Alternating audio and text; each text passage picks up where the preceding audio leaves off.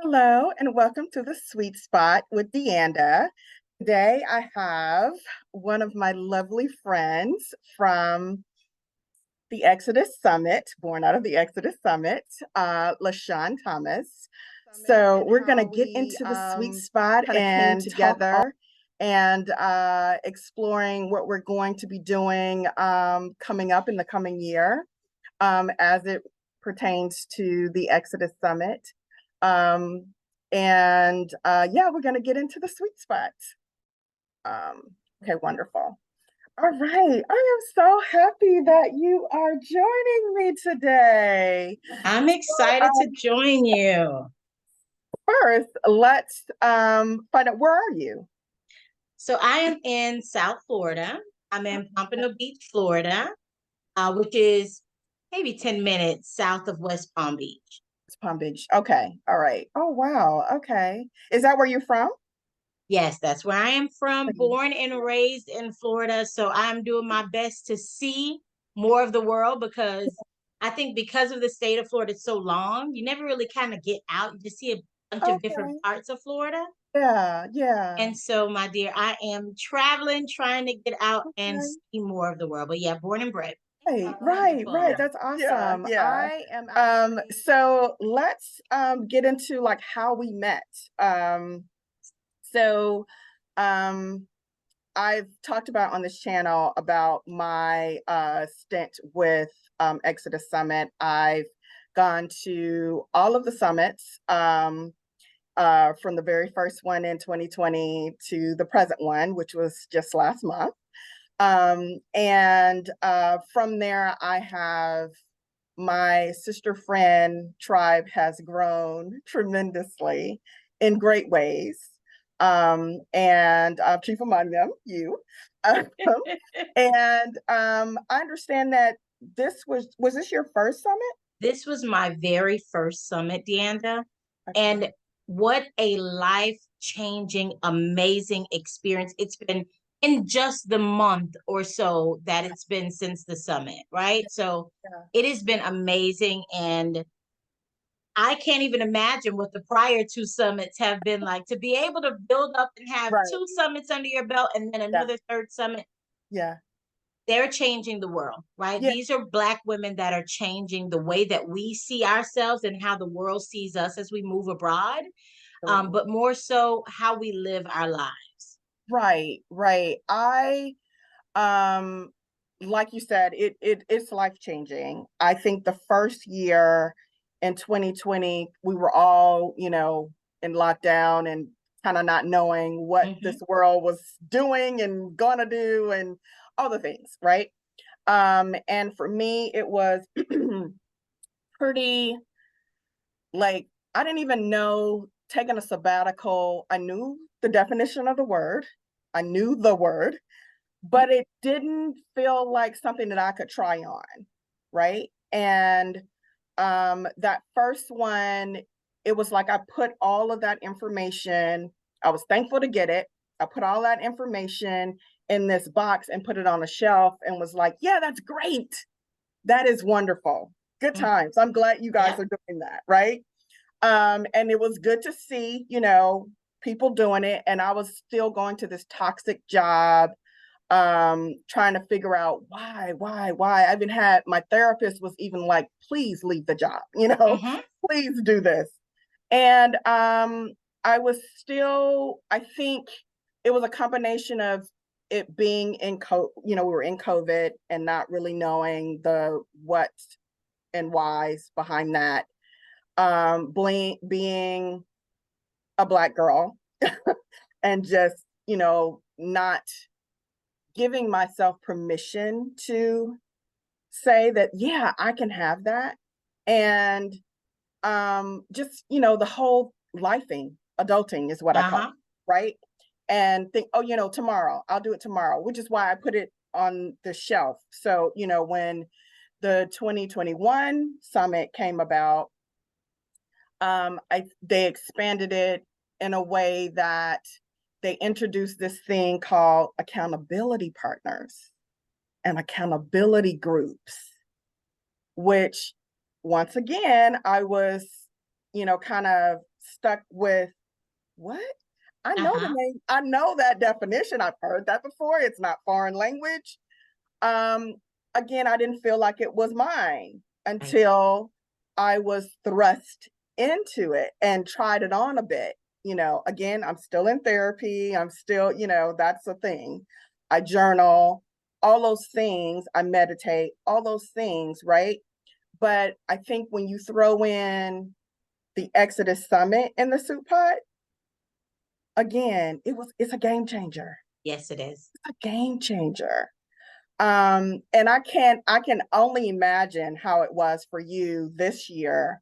I can give you some bullet points from the previous years. Chief among them is that accountability piece that they've, continued to build on through, because I feel like that started in the 2021 piece, and it's been building, every summit since. And I think Rashida and Stephanie are, happy to say that, every year it builds on the previous year, right? So I'm interested in hearing kind of what are some of the major nuggets that you took from this year's summit? I love the first thing that I can tell you that has been most transformational for me is rest. That is the first thing, because if you're not well rested, Mhm. you can't execute on anything else, right? You can't put yourself first. You can't plan to even see what your life looks like abroad because you're so exhausted. And Yeah, that's my story, DeAnda. I was exhausted. yeah, My mind was exhausted. I work in corporate America, right? So I work in insurance, yeah. and I do a lot of like data and everything Mhm. for at a very high level, right? For our senior leadership. And Gotcha. there's priorities and things that I need to do. I was working 60-hour work weeks. At the time that I found Exodus last year, I Yeah. was working about 60-hour work weeks Mhm. constantly, right? Constantly. Yeah. And I hadn't yet attended the summit. I came into it with just right after the summit. And so I was able to kind of learn from Stephanie, learn from Mhm. Rashida, and Mhm. start to incrementally build that those boundaries and look for ease. And as you mentioned, right, see ease as a possibility for myself. Yeah. That just being able to see other Black women who are living it out and making it a priority is pivotal. If you can't imagine it for yourself, and I had been for the longest carrying so much weight. It's just, Mhm. I mean, it didn't even feel like weight anymore, right? So Okay.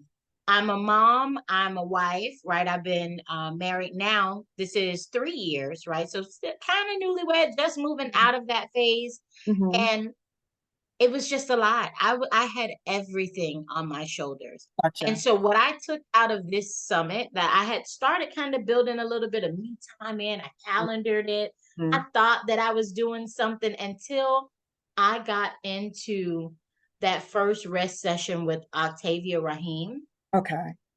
Changed my Gotcha. life. Really being able to kind of get yourself in a place where you understand that not only is rest possible, and that it's necessary. If Yeah. you don't do this and feed your soul rest and time to recharge every day, you Yeah. have nothing left to give the world or to offer. And Yeah. so that was one of the first things that I took from it. Okay. Another thing was where we were talking a little bit about we were talking about boundaries, right? Boundaries that kind of help teach others how to what they can bring in, and you allow them to bring in Uh-huh. certain things you say no, right? And just being able to say no for that. And then I absolutely loved Casundra Freeman. So Casundra has been just amazing for us. And one of the things that I've been struggling with is, well, I have an 11-year-old daughter, right? She'll be 12 this month. Mhm. And I want to move abroad, Okay. right? But right, I have shared custody with her father. Gotcha. And so right now, moving abroad for me, I thought it's just definitely not a thing right now, because Yeah. that's a whole nother can of worms, DeAnda. Right. That's another Right. conversation. Right. So Right. I know that right there is my timetable is not going to be able to just, I'm not going to be able to fully move abroad, right? Unless something changes, which things do. The Right. universe tends to align and unfold as it should. Gotta manifest God it. is going to be Yeah. moving things, Yeah. and I allow the Most High to do His thing, right? I just sit back and watch. I put myself in position and allow it to unfold. But really recognizing that that doesn't mean my story doesn't start until 6 years from now. Right. Right. So, what am I doing now to be able to live that life? That there's a journey and a transition that I have to take. And so, in this time, my journey and my quest is, one, to be as holistically ready and healthy enough to be Right. able to do that, but also to find a means to be able to financially have that time freedom. Right. So, maybe I can't move out of the country just yet, Yeah. but I do not have to continue to work at the pace that I've been working. I don't have to continue to live and do at the pace that I've been doing. So, Right. how do I craft my life of ease now? How do I find that time freedom that really is the biggest piece of it for me? Right? How do I carve out that time to do what I was created to do, which is just to be and Yeah. to give into Yeah. the world, right? Not necessarily to do and to be able to produce, Mm-hmm. but to really be able to just be and experience and live and truly live. Right.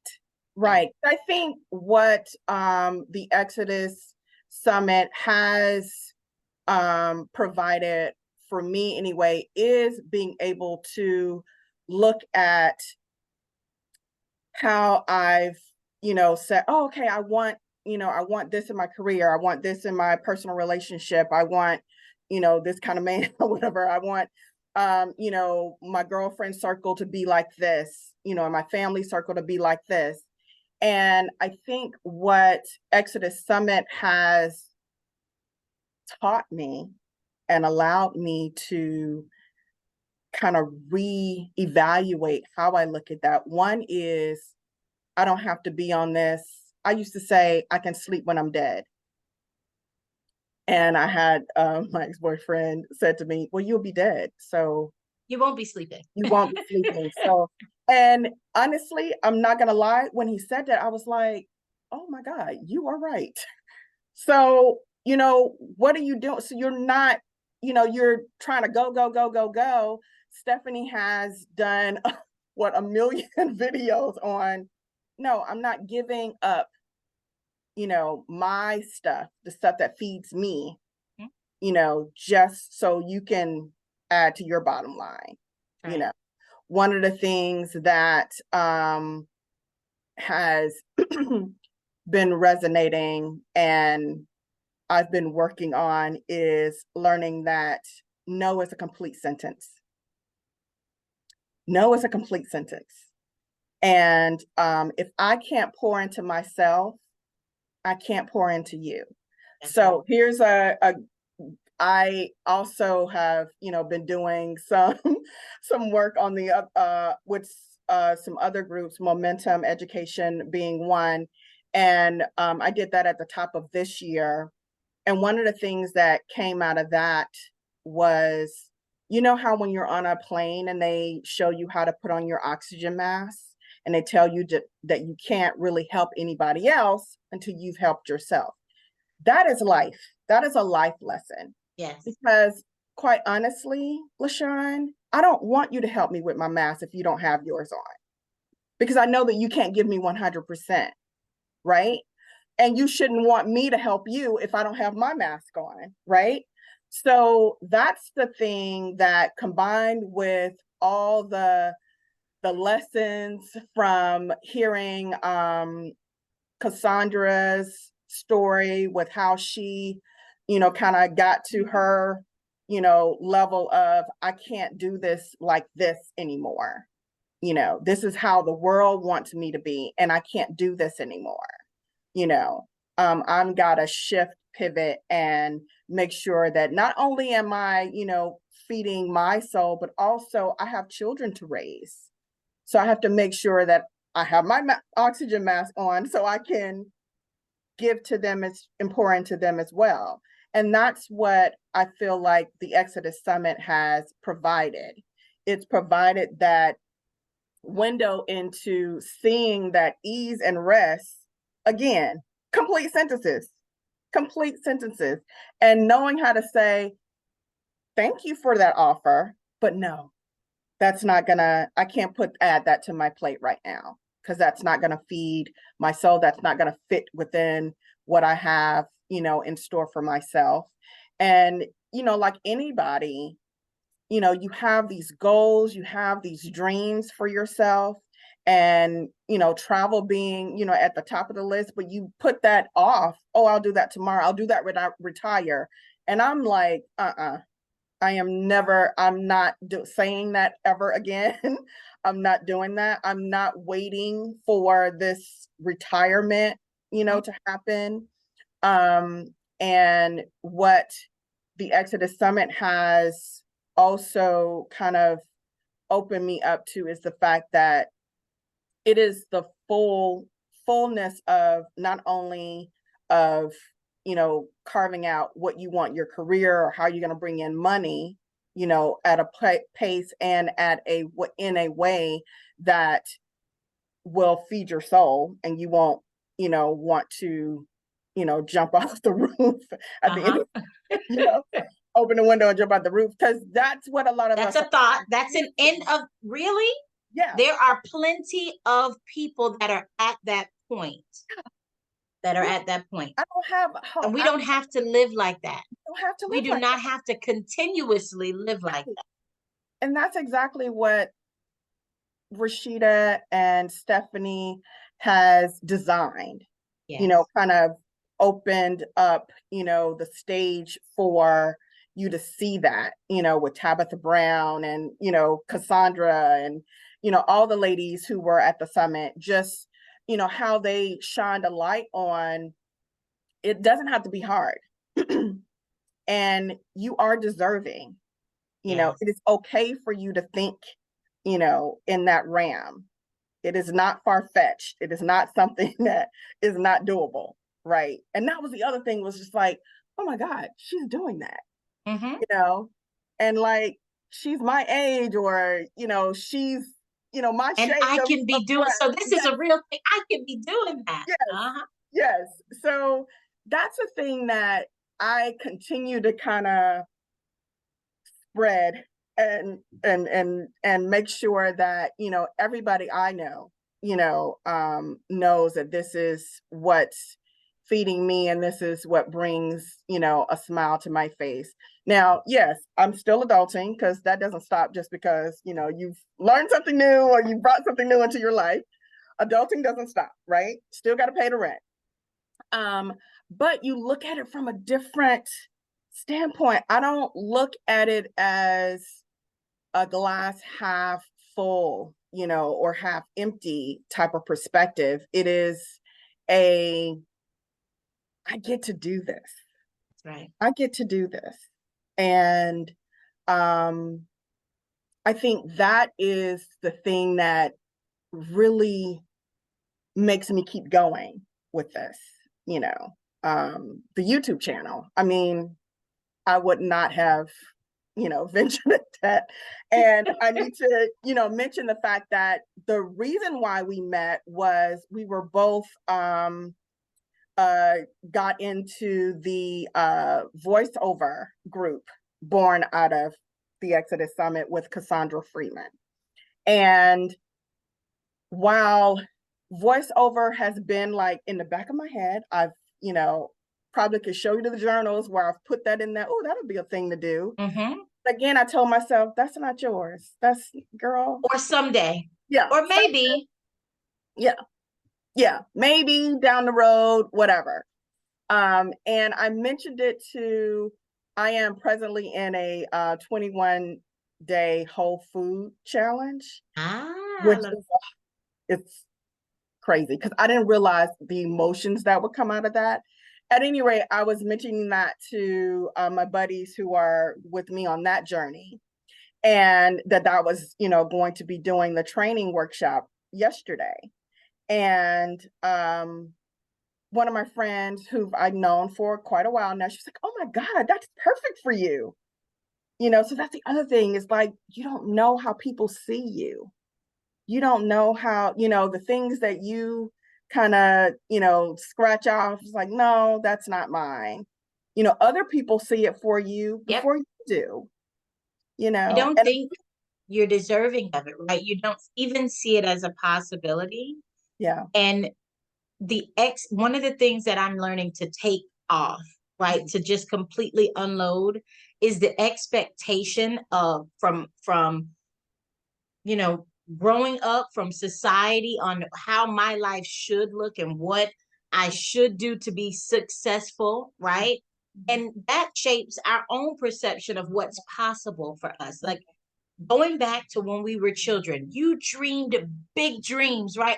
Anything was possible. Yeah. Yeah. And some way you start to curb that as you get older, as you start to live life and responsibilities and kind of have these kind of barriers and roadmaps laid out for your life. You curb that. I think I deserve this, or I just want to do this. This would bring me so much excitement. Yeah. We start to not see that we're deserving of it. And we are deserving of all good things, right? Yeah. You pour out and pour into so many people's lives. Why aren't you deserving of it? Why shouldn't you have do something that brings you finances, but also brings you joy? Why Right. can't those two be one and the same? Why can it be one? And because I feel like we've all been kind of taught that work is supposed to be the work. It's not Hard fun. and a struggle and not fun, right?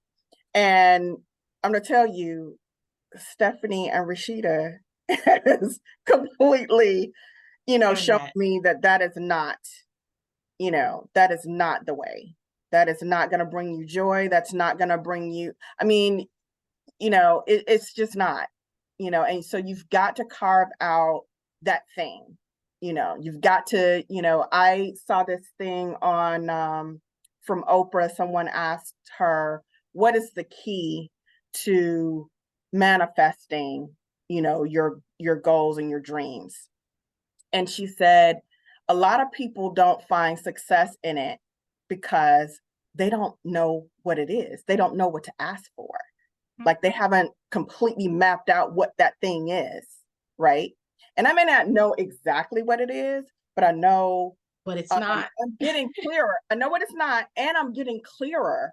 I think this last Exodus Summit has made it even clearer. I mean, I'm getting there. I'm getting there. I don't have it completely mapped out word for word, but I'm getting there. I know that I want to be able to, travel is in there. I want to be able to bop around and be wherever I want to be, not need to be, want to be.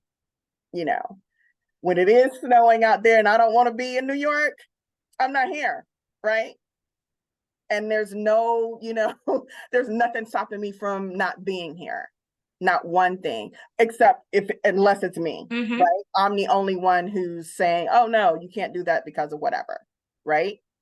But it's not societal. It's not something that I've let the world put on me, and I think that's the thing that particularly came out of the last piece with Miss Brown, so like, hold on for 1 second. So I should also mention to you, I had mentioned to you earlier about how the Exodus Summit designed, or showed me how accountability, having accountability partners is the thing, right?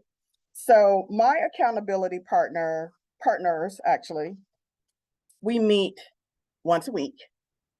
And in July, Diamond and I decided to add a once a week, call. We were just, talking whenever. And when we first met, we were doing it monthly. So, and now we meet once a week. And what we started with was goals that were born out of the 2022 summit, which was about, you know, how to work and make money. So, you know, obviously, you know, we want to do that. So one of mine was the YouTube channel, was, you know, a goal, getting that up and running. And I realized I had, you know, opened it up or whatever, but I had not been pouring into it. I hadn't been making any videos. It hadn't been doing, and a lot of that was just fear. I was telling myself that I wasn't deserving, I wasn't worthy, I wasn't, you know, all the things. And then, you know, something came to me. I was like, why don't I just have Diamond on? You know, I mean, one of the things that, because I took Stephanie's challenge, and one of the things that she said was, just make some videos, just post some stuff. You know, nobody's watching, so you get to do whatever, right? So I just started doing that. I just started doing that and stopped, you know, putting these, oh, you know, I don't know how to edit, or it's going to take me too long to edit. Why am I editing? Just put it on there. You know, Put another it up. Just do it. Just do it. Just do it. And so that was another kind of lesson that was born. Just do it. Stop putting these things in front of these excuses in front of it so you won't do it. That's the barrier. That's the barrier. If we can push past that initial, man, this is going to take this amount of work and this amount of prep, because one of the things that I think, and I could be wrong, but I think is unique to Black women with our wonderful selves, is wanting to be excellent at everything, right? I'm not going to put this out until it's fully ready and everything is right because I need it to look a certain way. And that's a level of procrastination. It doesn't necessarily, right? Preparation is great. We must have some sort of preparation and plan. Yeah. But when we over prepare to the point where it takes us months to put out a product, months to put out, actually do one thing or to take a step, we rob ourselves of the most important commodity, and that's time. Yeah. We rob ourselves of the time that it could have taken for us to get that experience, to put a video. I was DeAnda, before I posted my first video, I started this after the first summit. I started my YouTube channel after the first summit. Yeah. And I have been saying I want to do my YouTube channel. I definitely want to do it. Let me tell you how embarrassed I got, right? So my nephew, who is 6, is he 6? He's 7. He's 7. So I kept saying, I want to start my YouTube channel. And I actually created the channel, but I had no videos posted. Okay. So the kids are always at my house. He comes over and he's asked to borrow my phone. Records a video of himself, adds music, 7 years old, adds music to it, coordinates the music to a dance, and posts it to my YouTube page, right? He did. Of course he did. I'm like, this, if this 7-year-old can just jump out there and do it, figure it out. Right. I got too much education to not be able to figure this out, to just post it, right? It's not that getting in the way. It's just really being afraid of actually being out and putting myself out in front of people, putting my journey and my thoughts and my fears and my uncertainties and my hopes and my dreams. That's a level of vulnerability, right? We are taught to hold close to the world, from the world, hold close to your heart and not really share all of that, because maybe somebody might use it against you in some way. And somebody that's on another corner of the earth is probably going to use it against you. We have to get past that point and just do it. It doesn't have to be perfect. If our hearts and our intentions are there, we prep and plan for it sufficiently, right? At least some. It needs to be done. People need to hear the authentic version of, hey, I want to do this new thing. And that's what Tabitha shared, right? Doing the new thing. Yes. I want to do this new thing, but I'm afraid to do it. I don't know how people are going to receive it. I don't know. And just really being her authentic self and her journey, that really encouraged me. And so I'm like, I'm going to start my YouTube channel, and just starting it, right? It doesn't have to be perfect, but it's there. It's out there. Right. Because I would, you know, venture to say that a lot of it too was just my Virgo nature of just perfection. You know, I'm a Cancer. I have the same nature. I don't know if it's exclusive to y'all, DeAnda.